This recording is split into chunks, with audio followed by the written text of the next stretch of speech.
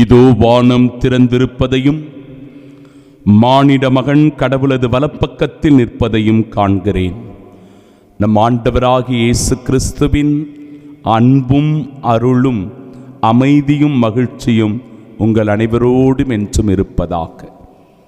இறை இயேசுவில் பிரியமுள்ள சகோதர சகோதரிகளே, சமீபத்தில் பாராளுமன்ற உரை ஒன்றை நான் கேட்க நேர்ந்தது. அதில் நம்முடைய தமிழகத்தைச் சேர்ந்த அமைச்சர் ஆ. ராசா அவர்கள் இப்படியாக பதிவு செய்கிறார். சமீபத்தில் உயிர் நீத்த அருட்தந்தை ஸ்டேன் சாமி அவர்களை பற்றி அவர் அந்த பதிவினை பாராளுமன்றத்தில் பதிவு செய்கிறார். எப்படி எனில்,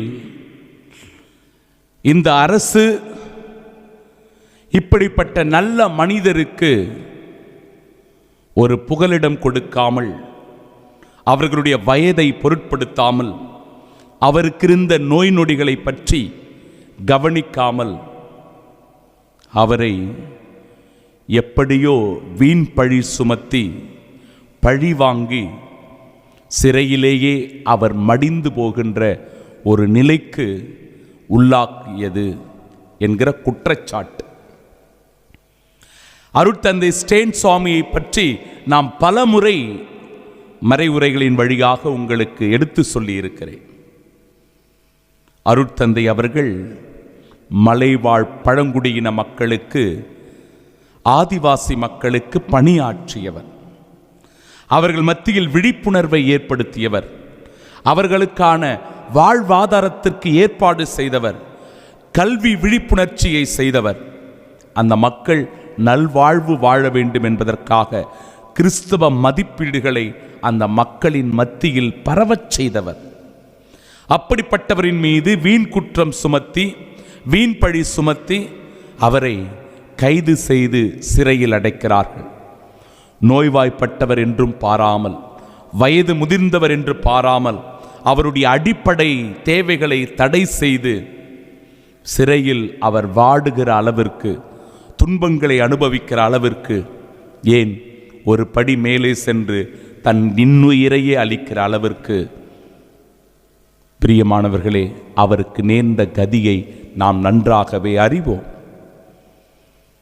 இந்த ஒரு செய்தியை தமிழகத்திலிருந்து சென்ற அமைச்சர் பதிவு செய்கிறார்.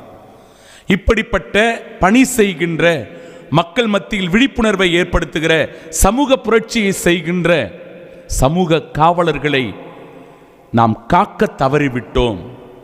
அவர்களுடைய உயிர் அநியாயமாக பறிக்கப்பட்டது என்று சொல்லி அந்த அமைச்சர் அந்த பாராளுமன்ற உரையில் பதிவு செய்கிறார். என் அன்பு சகோதர சகோதரிகளே, இன்றைய நாளினுடைய விழா நாயகர் வேத சாட்சியான புனித ஸ்தேவான் அவர்களை நாம் நினைவு கூறுகிற வேளையில் இந்த நிகழ்வு பொருத்தமாக இருக்கும் என்பதனால் நான் உங்களுக்கு விளக்கிச் சொல்லுகிறேன். பாருங்கள், கடவுளுடைய மதிப்பீடுகளின்படி வாழ விரும்பிய நல்ல மனிதர்தான் ஸ்தேவான். ஸ்தேவான் அருளும் வல்லமையும் நிறைந்தவராய் மக்களிடையே பெரும் அரும் செயல்களை, அரும் அடையாளங்களை செய்து வந்தார். ஆனால் அந்த கூட்டத்தில் இருந்த சிலரே அவரை ஏற்றுக்கொள்ளவில்லை. அவருடைய கருத்துகளுக்கு மதிப்பு கொடுக்கவில்லை. அவரை புறம் தள்ளினார்கள், எள்ளி நகையாடினார்கள். அவருடைய ஞானத்தை, அவர் தூய ஆவியின் வழியாக பெற்றிருந்த வல்லமையை அவர்கள் புறக்கணித்தார்கள். அவரை பார்த்து தங்களுடைய பற்களை நரநரவென கடித்தார்கள் என்று இறைவார்த்தை சொல்கிறது. உள்ளம் கொதித்தெழுந்தார்கள். நல்லது செய்தா சில நேரங்களில் இதுதான் கதி. அப்படிப்பட்டவருக்கு அவர்கள் கொடுமை விளைவிப்பதை, தீமை செய்வதை பார்க்கிறோம். அவர்கள் தங்கள் செவிகளை அடைத்து கொண்ட அந்த நல்ல வார்த்தைகளை அவர்களால் கேட்க சகிக்க முடியல. அதனால் பிரியமானவர்களை தங்களுடைய காதுகளை அடைத்துக் கொள்ளுகிறார்கள். பெரும் கூச்சலிடுகிறார்கள். அவருக்கு எதிராக ஒருமிக்க அவர் மேல் பாய்ந்தார்கள். நகரத்திற்கு வெளியே இழுத்து கொண்டு போய் அவர் மேல் கல் எறிந்தார்கள். கல்லெறிந்து அவரை கொன்றார்கள்.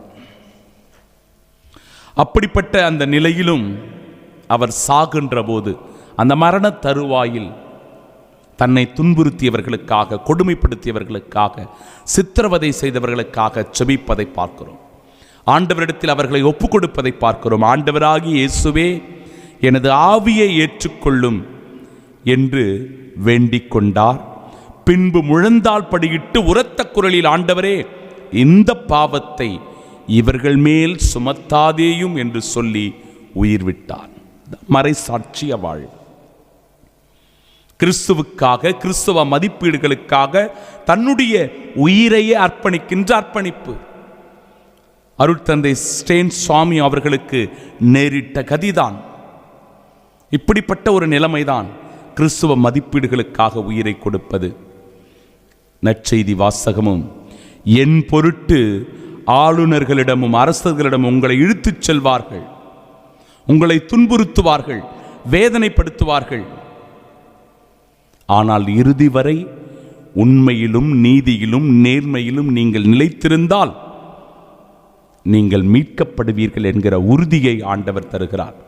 என் பெயரின் பொருட்டு உங்களை எல்லோரும் வெறுப்பர், இறுதி வரை மன உறுதியுடன் இருப்போரே மீட்கப்படுவர். ஆம், அருட்தந்தை ஸ்டேன் சுவாமியை போன்ற நல்ல உள்ளங்கள், கிறிஸ்துவ மதிப்பீடுகளை இந்த உலகத்தில் விதைக்கிறவர்கள் சில நேரங்களில் நேர்மைக்காக, நீதிக்காக, உண்மைக்காக துன்புறுத்தப்படுகிறார்கள், வேதனைப்படுத்தப்படுகிறார்கள், சித்திரவதைகளுக்கும் கொடுமைகளுக்கும் உள்ளாகிறார்கள். ஆனால் கிறிஸ்துவிடமிருந்து இவர்கள் கைமாறு பெறுவார்கள் என்பதில் ஐயமில்லை. புனித ஸ்தேவான் எப்படி கிறிஸ்துவுக்காக, உண்மைக்காக மறைசாட்சியானாரோ, நாமும் உண்மை, நீதி, நேர்மைக்காக எப்பொழுதும் சாட்சியாயிருப்போம். ஆமீன்.